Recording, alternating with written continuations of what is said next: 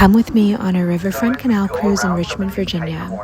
This was so much fun, and my mom was in town, so I dragged her with me. There she is. Hi, Mom. Okay, they had a lot of cool stuff to say, so I'll just shut up here and let you guys listen. Is old. By American standards, it is pretty old.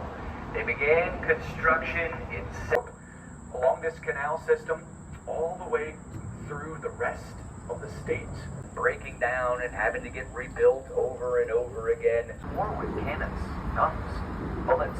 They needed a manufacturing city, and Richmond was in a terrible strategic place.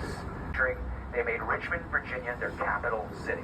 They moved their government here, supplies, commodities, equipment, manufacturing supplies, most of their armies, hospitals, everything they needed to be self-sufficient.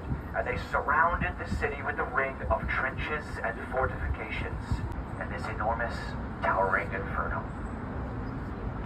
Newspaper accounts said that even the waters of the canal that we're on right now were engulfed in fire because the Confederates in their panic had decided to pour out thousands of gallons of liquor into the canal system so that the Union Army wouldn't be able to drink it to celebrate their victory.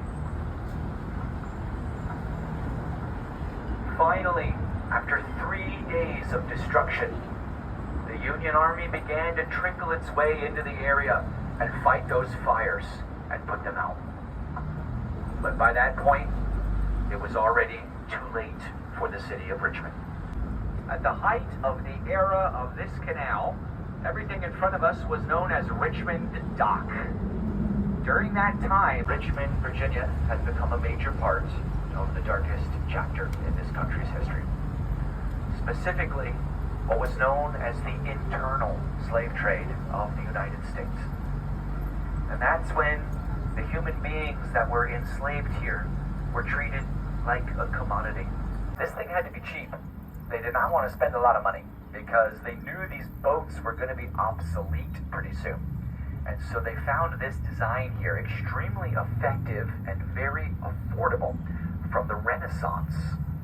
That's why it has this unique look, because this is actually what's known as a cantilever bridge. This particular one is called the Bascule, and it was designed by the famous Leonardo da Vinci.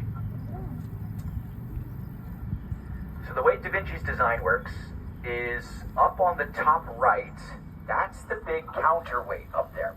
That would swing down to the right. And as it did, the whole bridge flipped open from a pivot point on the bottom right. That's how a boat got under. And then when the train came along, the bridge would swing back down, and as it did, it would flip the counterweight back up to the top again. So, in just a moment, as I turn the boat, I'm going to point it directly at the pivot point. Gap between the bridge. Fortune, he built a beautiful home in the city called Moldavia. And it was there at Moldavia, all three eras of American infrastructure history, all intersecting over the exact same spot and constructed nearly 100 years apart from each other. Viaducts elevated above the ground, intersecting with each other. Underneath of that intersection, there's a third railroad traveling beneath it. That creates the only place in the United States where three trains intersect over the exact same spot at different elevations from each other. The triple crossing. These are all active. The top two are CSX lines. The bottom is a Norfolk Southern.